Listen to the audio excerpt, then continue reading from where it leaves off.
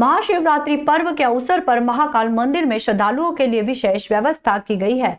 उप प्रशासक एस.एन. सोनी ने बताया कि महाशिवरात्रि पर्व पर श्रद्धालुओं को प्रवेश भील समाज की धर्मशाला के पास से मिलेगा। इस दौरान भक्तों को लगभग 2 किलोमीटर पैदल चलना पड़ेगा। भक्तों की सुविधा के लिए बीच में पानी, वॉशरूम और भजन मंडली की व्यवस्था की गई है।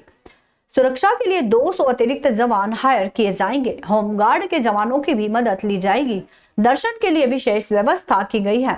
सामान्य दर्शनार्थी को प्रवेश भील समाज की धर्मशाला के पास से जूते चप्पल उतारकर 4 धाम मंदिर पार्किंग के पास से शक्तिपथ त्रिवेणी संग्रहालय के समीप से नंदी द्वार भवन फैसिलिटी सेंटर एक टनल गणेश मंडपम से भगवान श्री महाकालेश्वर के दर्शन करेंगे।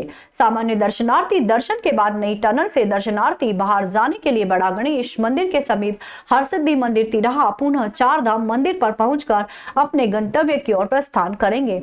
वीआईपी श्रद्धालुओं को नीलकंठ द्वार से त्रिनेत्र के सामने से होकर शंख द्वार कोटि तीर्थ कुंड के सामने से सभा मंडपम से मंदिर में प्रवेश करेंगे। उप प्रशासक एस.एन. सोनी ने बताया कि महाकाल मंदिर में महाशिवरात्रि पर्व के अवसर पर विशेष व्यवस्था की गई है ताकि श्रद्धालुओं को सुविधा प्रदान की जा सके। उन्होंने कहा कि सुरक्षा के लिए सभी आवश्यक कदम उठाए जाएंगे। महाशिवरात्रि पर्व को लेकर हमारे द्वारा सबसे पहले सुरक्षा के संबंध में हमने निर्देश दिए हैं कि जितने भी हमारे सिक्योरिटी गार्ड हैं उन सिक्योरिटी गार्ड के पॉइंट फेस कर ली जाए। इसके अलावा एडिशनल सिक्योरिटी गार्ड के लिए उन्होंने बोला है तो लगभग 200 सिक्योरिटी गार्ड एडिशनल तौर पर क्रिस्टल एजेंसी के द्वारा हायर किए जाएंगे। इसके साथ ही इस बिंदु पर भी हमारे द्वारा प्रशासक महोदय को अवगत कराया गया है कि होमगार्ड के भी एक्स्ट्रा जवान हमारे पास मिल जाएँ, तो उसके लिए भी हम प्रयासरत हैं। सुरक्षा की दृष्टि से व्यवस्थाएँ हमारे पास में रहेंगी। दूसरी जो हमारे दर्शनार्थियों का प्रवेश रहेगा, भील समाज धर्मशाला के आगे से बैरिकेड हमारे पास लगाए जाएंगे और बैरिकेड के माध्यम से हम दर्शनार्थियों को प्रवेश करेंगे। बीच बीच में हम प्रयास कर रहे हैं, व्यवस्था की इस प्रकार की जाएगी कि शौचालय और पेयजल की व्यवस्थाएं भी हमारे माध्यम से रहेंगी। इसके साथ ही हम छाया की व्यवस्था भी हम करा रहे हैं। मंदिर के बाहर एग्जिट होने पर महाकालेश्वर मंदिर प्रबंध समिति की ओर से जो प्रसाद का है, प्रसाद के काउंटर भी हम अभी व्यवस्था कर रहे हैं।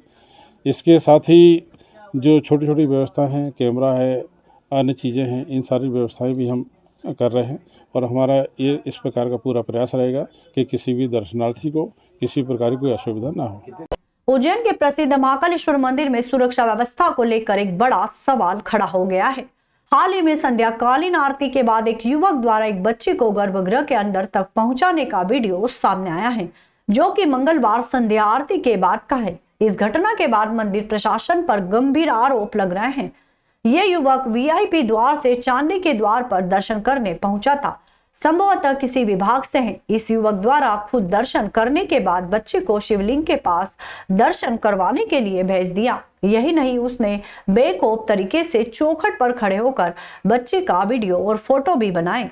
सवाल ये उठता है कि आखिर नियम किन लोगों के लिए बनाए गए हैं? सिर्फ आमजन के लिए? जब यह वीडियो मीडिया के हाथ लगा और मंदिर प्रशासन से इस पर सवाल किए तो अधिकारी एक दूसरे पर जिम्मेदारी डालते नजर आए।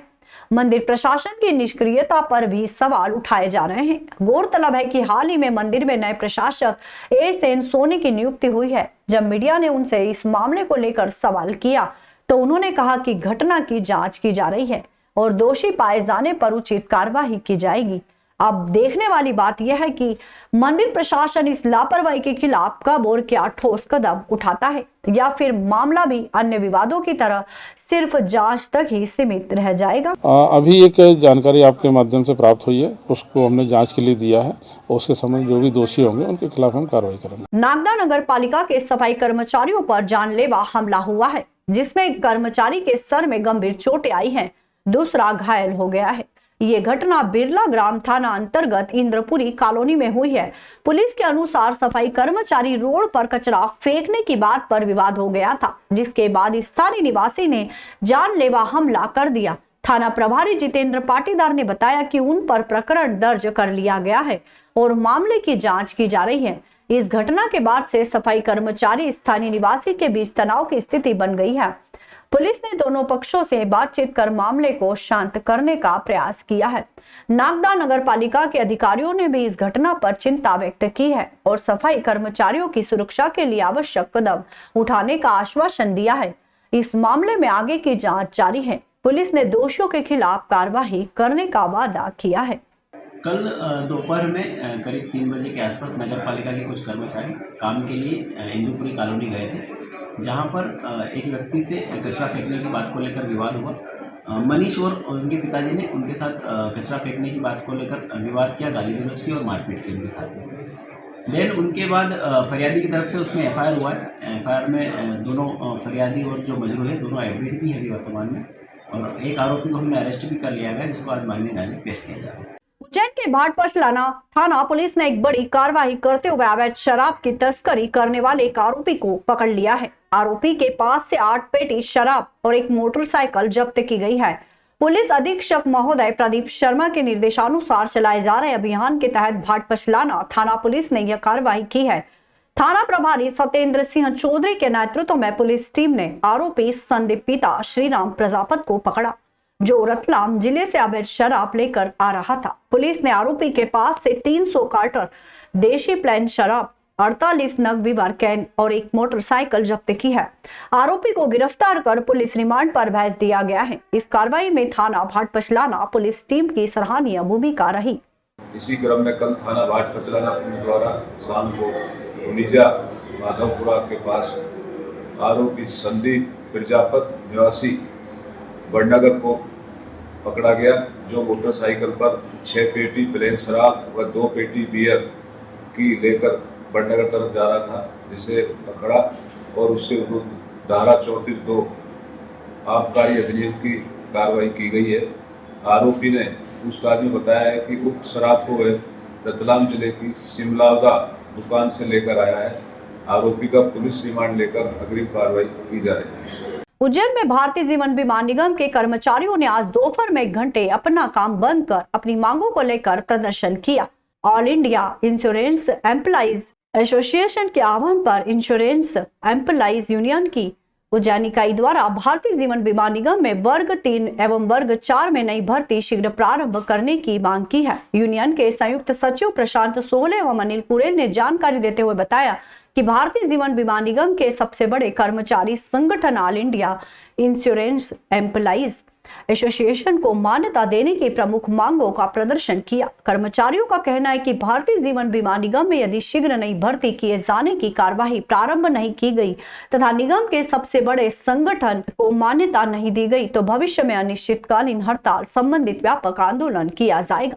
हड़ताल को समर्थन देने के लिए बैंक एसोसिएशन के साथ ही यूएस छाबड़ा बीएसएनएल यूनियन के साथ ही मनोज शर्मा तथा सिटी ट्राइड यूनियन के कामरेड राम त्यागी और बाबूलाल जैन प्रकाश बांगर भी उपस्थित थे। कार्यक्रम में उपस्थित सभी कर्मचारियों द्वारा जोरदार प्रदर्शन के साथ नारेबाजी और सभा की गई। इस प्रदर्शन के माध्यम से कर्मचारियों ने अपनी मांगों को लेकर आवाज उठाई है और भविष्य में अनिश्चितकालीन हड़ताल की चेतावनी दी है। आएगी, जैसा साथी ने बताया नीमच ब्रांच में क्या पोजीशन है, कन्नौज ब्रांच में क्या पोजीशन, एजेंट साथियों को कैसे सेवाएं दे, ये प्रश्न है। ये धीरे धीरे मुझे ऐसा लगता है all India insurance employees association के आह्वान पर आज हम 1 घंटे की सांकेतिक हड़ताल कर रहे हैं। हमारे जो प्रमुख मुद्दे हैं कि देश जो है भीषण बेरोजगारी से पीड़ित है और ऐसे समय में जो जितने भी सार्वजनिक उद्योग है वो देश के अंदर इस समस्याओं को हल कर सकते हैं। अतः life insurance corporation of India में नई भर्ती की शुरुआत की जाए, क्योंकि हमारे जो पिछली भर्ती हुई थी वो 2020 के अंदर हुई थी। उसमें से भी कई लोगों ने जहाँ इसमें ज्वाइन नहीं किया और हमारे यहाँ पॉलिसी सर्विसिंग के लिए और लोगों को बेहतर सेवाएं प्रदान करने के लिए निश्चित रूप से कर्मचारियों की संख्या दिनों दिन कम होती जा रही है। इन्हीं सब चीज़ों को ध्यान रखते हुए LIC के ट्रस्ट को बरकरार रखने के लिए, LIC की शानदार सर्विसेज को बनाए रखने के लिए और देश में बढ़ रहे चुनौतीपूर्ण माहौल जहां पर देशी और विदेशी कंपनियां भी बीमा क्षेत्र के अंदर काम कर रही है, ऐसे माहौल के अंदर हम बेहतर सेवाएं देने के लिए नई भर्ती की मांग कर रहे हैं, लोगों को स्थायी रोजगार देने की बात कर रहे हैं। और इसी के साथ हमारे life insurance corporation of India के अंदर all India insurance employees association जो है यह एक बहुमत संगठन है जो यहाँ के 90% कर्मचारियों का प्रतिनिधित्व करता है। अतः हम सरकार से और मैनेजमेंट से यह मांग कर रहे हैं कि all India insurance employees association को मान्यता प्रदान करे और जो हमारा संवैधानिक अधिकार है, जो हमारा मौलिक अधिकार है कि हमारी बार्गेनिंग पावर को, हमारी सहमति असहमति को भी ध्यान रखा जाए और हमारा जो बहुमत संगठन all India insurance employees association उसको मान्यता प्रदान करे। इन्हीं मुद्दों को लेकर आज हम सांकेतिक हड़ताल पर हैं। बड़नगर तहसील के पटवारी संघ के अध्यक्ष संतोष विश्वकर्मा और उनकी टीम ने अनुविभागीय अधिकारी को मुख्यमंत्री और जिलाधीश के नाम ज्ञापन सौंपा। इस ज्ञापन में पटवारियों, ग्राम कोटवारों और ग्राम सर्वेयरों की जमीनी समस्याओं और विभिन्न मांगों के निराकरण की मांग की गई। पटवारी संघ की प्रमुख मांगे है कि समयमान वेतनमान आदेश का क्रियान्वयन, फार्मर रजिस्ट्री और आरओआर कैंप में दिन भर क्षेत्र में रहते हुए कार्य किए जाने के उपरांत मानवीय दृष्टिकोण रखते हुए रात्रि कैंप आयोजन को बंद किया जाए। फार्मर रजिस्ट्री और आरओआर एक सतत प्रक्रिया है जिसे लिए लक्ष्य न रखते हुए सतत चलाया जाए। स्वामित्व योजना मानदेय 100% कार्य पूर्ण होने पर भी लंबित मानदेय का भुगतान किया जाए। लघु सिंचाई संगणना लंबित मानदेय दिया जाए। कृषि संगणना लगभग 3 वर्ष लंबित मानदेय दिया जाए। मोबाइल राशि भुगतान लंबित 6 वर्ष का भुगतान किया जाए। नवनियुक्त पटवारियों व शेष पटवारियों को लैपटॉप भुगतान राशि 50,000 का भुगतान किया जाए। खसरा B1 की राशि पिछले 5 वर्षों से लंबित का भुगतान होने से शीघ्र भुगतान किया जाए। सर्वेयर संवर्ग की मुख्य मांगे हैं कि सभी को खरीफ गिरदावरी का मानदेय दिया जाए, सभी को मासिक वेतन दिया जाए, शासकीय कर्मचारी पहचान पत्र दिया जाए, दुर्घटना बीमा व स्वास्थ्य बीमा दिया जाए। ग्राम कोटवार की मुख्य मांगे हैं कि कोटवारों की वर्दी, जूते व गर्म कोट की राशि दिलवाई जाए। प्रति माह का वेतन माह के प्रथम दिनांक को भुगतान किया जाए। CUG सिम की माननीय मुख्यमंत्री जी की अनुरूप उपलब्ध करवाई जाए। सेवानिवृत्त कोटवारों को सेवानिवृत्ति पारितोषिक 1 लाख रुपए की राशि दिलाई जाए। वेतन में प्रति वर्ष की 500 रुपए की वृद्धि 1 जनवरी से प्रति वर्ष लागू की जाए।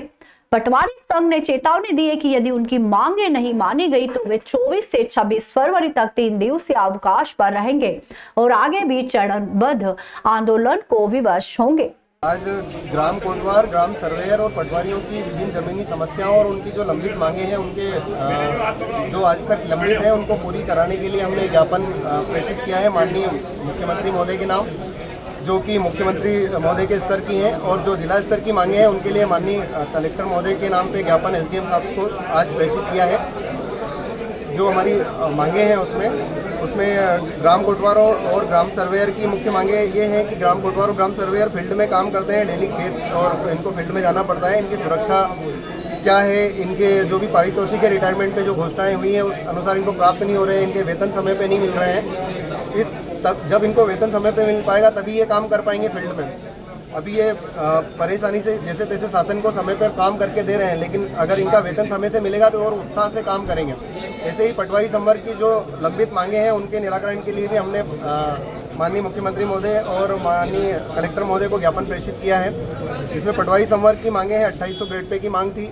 इसके अलावा 7वां वेतनमान लागू हुआ है, लेकिन आज भी 250 रुपये का हमको HRA मिलता है, जो कि निम्न है। अगर गांव में कोई भी ग्रामीण इलाके में मुख्यालय पर रहने की हमारी फाउंडेशन है कि हमको मुख्यालय पर रहना है, तो 250 रुपये में कोई हमको रेंटेड जगह नहीं मिल पाएगी, जो कि संभव ही नहीं है। उसका उन्नयन हो।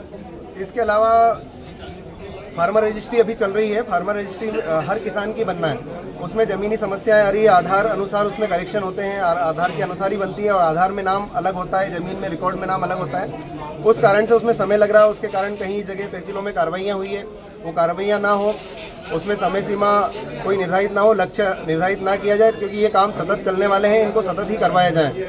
अभी रात्रि कैंप लगा रहे हैं कलेक्टर महोदय, 6 बजे, 8 बजे, 9 बजे गाँव में हल्के में पहुँच रहे हैं। इस कारण से समस्या ये हो रही कि सुबह 8 बजे अगर फील्ड में पटवारी या सर्वेयर पहुंचता है तो उसको रात को शाम को 6 बजे घर भी जाना है, उसका परिवार भी है, उसकी और भी सामाजिक जिम्मेदारियां हैं।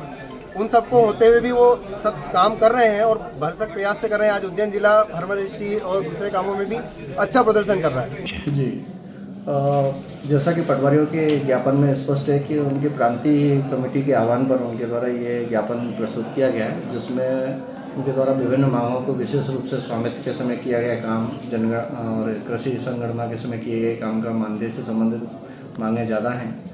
साथ ही इनके साथ सर्वेयर द्वारा भी ये मांग रखी गई है कि उनके द्वारा जो पूर्व में कार्य किए गए हैं उनका मानदेय अतिशीघ्र भुगतान हो, और कोटवार संघ द्वारा भी मानदेय के संबंध में कुछ मांगें रखी गई हैं। सभी मांगों को ज्ञापन के रूप में प्राप्त किया गया है, जो वरिष्ठ अधिकारियों के माध्यम से मध्य प्रदेश शासन को प्रस्तुत किए जाएंगे।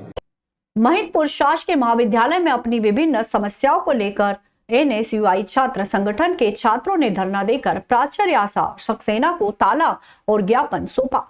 NSUI अध्यक्ष जुगल पांचाल ने प्राचार्य को खाली शराब की बोतलें दिखाते हुए अवगत कराया कि कॉलेज परिसर में असामाजिक तत्वों द्वारा शराब का सेवन किया जाता है। इसके अलावा महाविद्यालय के नवीन भवन को नुकसान पहुंचाया जा रहा है और आसपास के रहवासियों द्वारा कॉलेज परिसर में कचरा डाला जा रहा है। जुगल पांचाल ने बताया कि महाविद्यालय में टीचरों की कमी के कारण बच्चों की पढ़ाई प्रभावित हो रही है। उन्होंने कहा कि अगर कॉलेज के अधिकारियों द्वारा 20 दिन में समस्या का समाधान नहीं दिया जाता है तो दिया गया ताला खुद प्राचार्य कॉलेज पर लगाकर चाबी कुलपति को सौंप देंगे।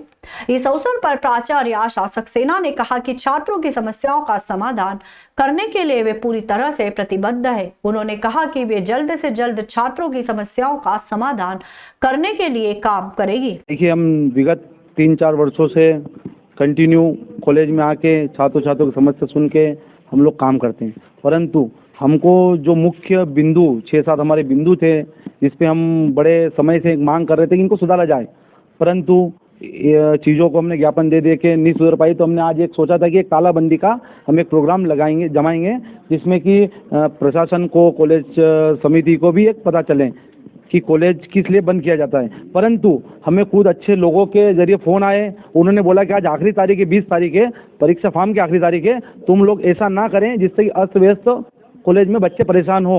आप एक बार प्रेम से ज्ञापन देकर तालाबंदी का निरस्त करें। तो हमने उनकी बात मानी और हमने समझा कि इनका उचित कहना है 20 तारीख के बच्चे परेशान होंगे, क्योंकि हम बच्चों की सुविधा देने के लिए हैं, बच्चों को ना हमारा संगठन परेशान करने के लिए। हम चाहते हैं कि छात्र छात्र हमसे जुड़ें और हम लोग इस संगठन के माध्यम से काम करें। चीजें बिंदु की बात तो ये है कि महाविद्यालय में 1280 छात्र छात्राएं अध्ययन कर रहे हैं। उनको पढ़ाने के लिए, अध्ययन करने के लिए जो शिक्षक हैं उनकी संख्या होनी चाहिए 35 से 40, परंतु यहाँ पे 10 से 12 शिक्षक भी उपस्थित नहीं है, जिससे कि कई छात्र छात्राएं जो नए छात्र छात्राएं हैं कॉलेज कैंपस में आते हैं वो काफी परेशान हो जाते हैं और उनका काम नहीं हो पाता है तो वो कॉलेज छोड़ देते हैं या आते ही नहीं है कॉलेज में, फेल भी हो जाते हैं और ठीक है उनका आना ही नहीं है। तो हम ये चाहते हैं, दूसरी चीज ये महाविद्यालय बच्चों के लिए है, इसका जो कैंपस है, ग्राउंड है, गार्डन है, बच्चों के लिए, परंतु यहाँ पे 24 घंटे गेट दोनों खुले रहते हैं और सामाजिक तत्वों द्वारा यहाँ पे नशों का पदार्थ किया जाता है, यहाँ बैठा जाता है, यहाँ पे इसकी जो संपत्ति है कॉलेज की, इनको तोड़ा जाता है, नुकसान किया जाता है, जो मैंने एक वीडियो के माध्यम से पत्रकार साथियों आपको बता दिया है। ये तो मैं ज्ञापन जो दिया है बच्चों ने, शासन को शीघ्र अतिशीघ्र लिख दूंगी और उनकी समस्याओं का निराकरण किया जाए। इसका भी शासन को द्वारा लिख दिया गया है कि हमारे जो पदों का अभाव है वो अतिशीघ्र पूरा कर दिया जाए, शासन को हमने लिख दिया गया है। श्रीनाथ जी नाथद्वारा का पाटोत्सव आज के दिन पुष्टि मार्ग संप्रदाय के अनुयायी पूरे भारतवर्ष में मनाते हैं। इसी क्रम में उज्जैन में भी खाक चौक स्थित सांदीपनी आश्रम के समीप स्थित महाप्रभु जी की बैठक पर पाटोत्सव हर्षोल्लास से मनाया गया। मीडिया प्रभारी दीपक राजवानी ने बताया कि आज महाप्रभु जी की बैठक पर ट्रस्टी विठल नागर के नेतृत्व में मनाया गया। इस दिन श्री नाथ जी ठाकुर जी को नाथद्वारा हवेली में, जहां आज ठाकुर जी विराज रहे हैं, उनको पाट पर बिठाया था। पाट यानी चौकी। इस दिन से ठाकुर जी हमें नित्य दर्शन देते हैं और हम पुष्टि मार्ग के वैष्णव राग भोग एवं श्रृंगार की सेवा हमारे आचार्य जगत गुरु श्रीमद वल्लभाचार्य जी के बताए सिद्धांत एवं उनके वंशज आचार्य बालक द्वारा बताए हुए मार्ग पर चलते हुए पुष्टि मार्ग धर्म का प्रचार प्रसार कर रहे हैं। संस्थापक विठल नागर ने मीडिया से चर्चा करते हुए बताया कि आज ये उत्सव नाथद्वारा सहित पूरे विश्व भर में वैष्णव जन पूरी श्रद्धा एवं भक्ति के साथ उत्साह से मनाते हैं। इसी क्रम में उज्जैन में महाप्रभु जी की बैठक पर आज सैकड़ों की तादाद में वैष्णव जनों ने यह उत्सव राजभोग में मनाया। ये मध्य प्रदेश उज्जैन के एकमात्र महाप्रभु जी की बैठक है जो कि 73वें क्रम में आती है। इस उत्सव का महत्व यह है कि यह पुष्टि मार्ग संप्रदाय के लिए बहुत महत्वपूर्ण है।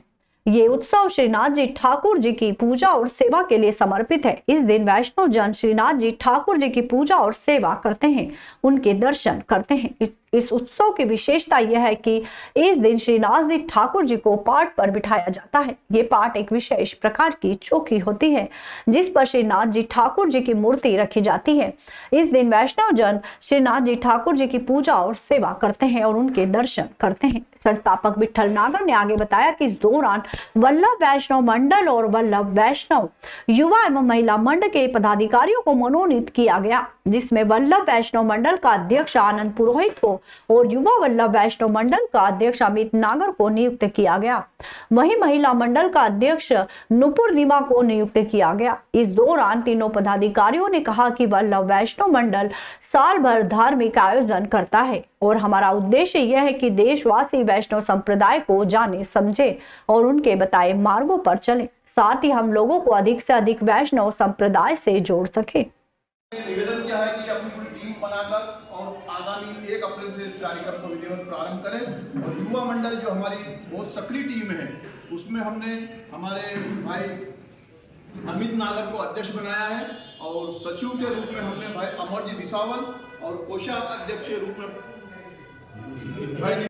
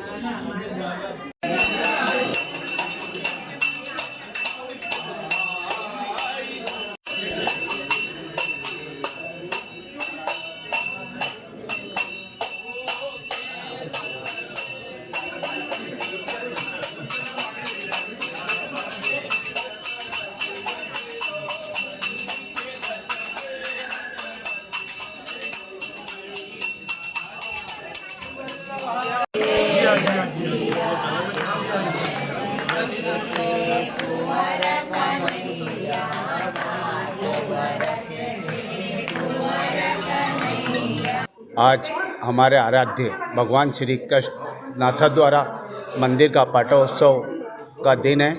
इस शुभ घड़ी पर हम वल्लभ वैष्णव मंडल के सभी सदस्य एवं पदाधिकारी उज्जैन महाप्रभु जी बैठक पर एकत्रित हुए हैं। यहाँ ठाकुर जी के साथ फाग मनोरथ किया और राजभोग का आनंद लेंगे।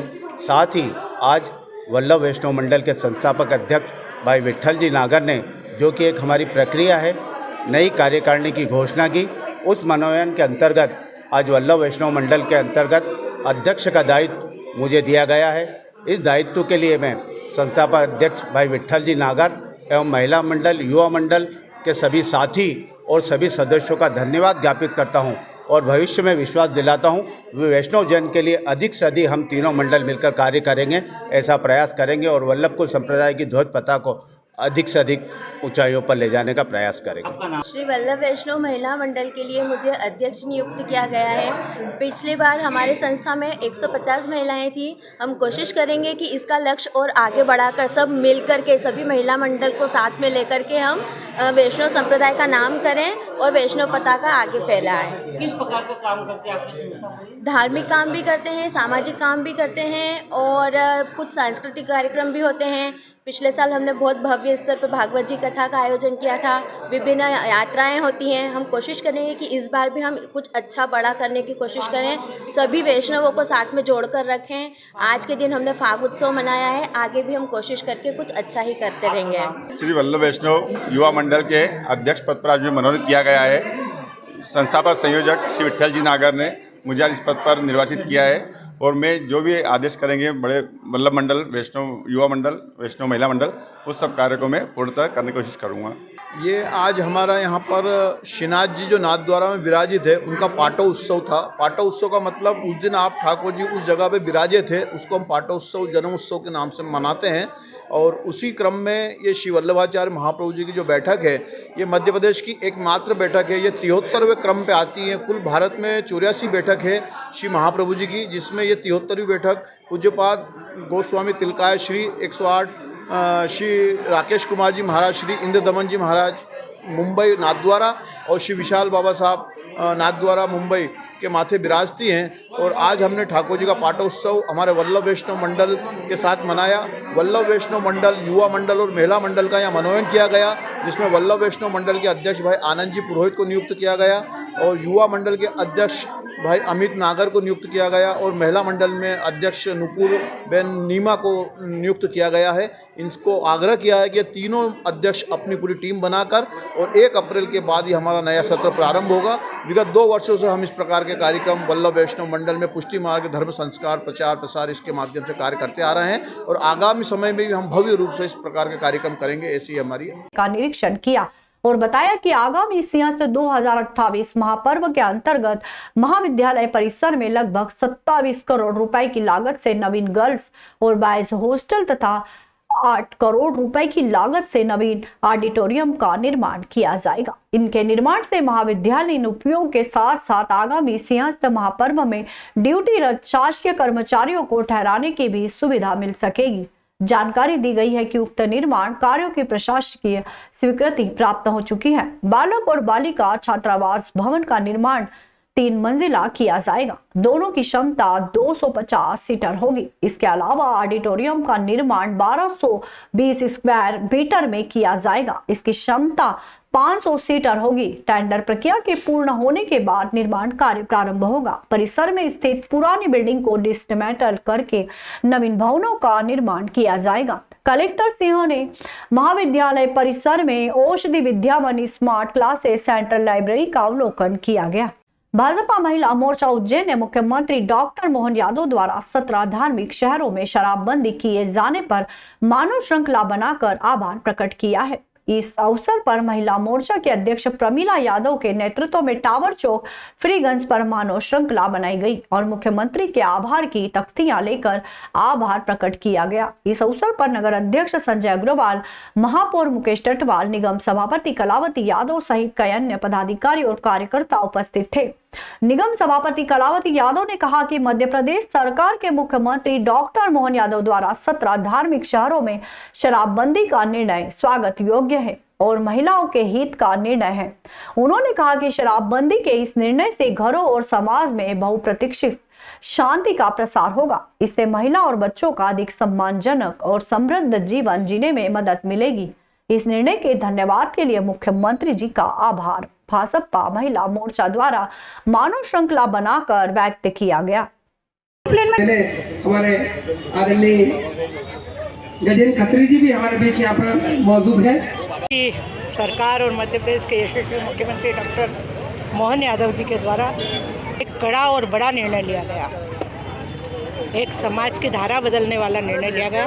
समाज को में बहनों की सशक्त भूमिका वाला निर्णय लिया गया, क्योंकि शराब के कारण बहनें ही सबसे अधिक प्रताड़ित होती हैं। उसी के तारतम्य में प्रदेश के 17 धार्मिक शहरों में शराबबंदी का निर्णय जो हुआ है, उस निर्णय के तारतम्य में आज उज्जैन के इस टावर चौक पर महत्वपूर्ण चौराहे पर बहनों ने विभिन्न बस्तियों से निकलकर चौराहे पर आकर मुख्यमंत्री डॉक्टर मोहन यादव के प्रति, मध्य प्रदेश की सरकार के प्रति, एक इस कड़े और बड़े निर्णय के प्रति, एक शानदार निर्णय के प्रति, एक सामाजिक सरोकार वाले निर्णय के प्रति अपनी धन्यवाद और आभार ज्ञापित किया है। और मुख्यमंत्री मोहन यादव जी के प्रति जितना भी आभार किया जाए, जितना भी धन्यवाद किया जाए, कम है इस बड़े निर्णय के लिए। आज बहनों ने एक चेन बनाकर, एक मानव श्रृंखला बनाकर भी मैसेज दिया है कि बहनें भी चौराहे पे खड़ी होकर एक धन्यवाद ज्ञापित कर सकती है। कोई अच्छा निर्णय हो तो उस निर्णय के प्रोत्साहन में उस निर्णय के लिए मुख्यमंत्री जी के सामर्थ्य को बढ़ाने के लिए, उन्हें प्रोत्साहित करने के लिए भगवान महाकाल से प्रार्थना करती हैं कि उन्हें इतने बड़े बड़े निर्णय लेने के सामर्थ्य प्रदान करें, अच्छा और सच्चा काम करने के लिए सदैव सद्मार्ग दिखाए, और उनके प्रति धन्यवाद और आभार ज्ञापित किया है। शराबबंदी के इस बड़े निर्णय के लिए मैं अपनी ओर से, अपने परिवार की ओर से, निगम परिवार की ओर से, सभी एकत्रित उपस्थित बहनों की ओर से, समस्त लाडली बहनों की ओर से मध्य प्रदेश की सरकार और मध्य प्रदेश के मुखिया डॉक्टर मोहन यादव जी के प्रति बहुत बहुत धन्यवाद ज्ञापित करती हूँ।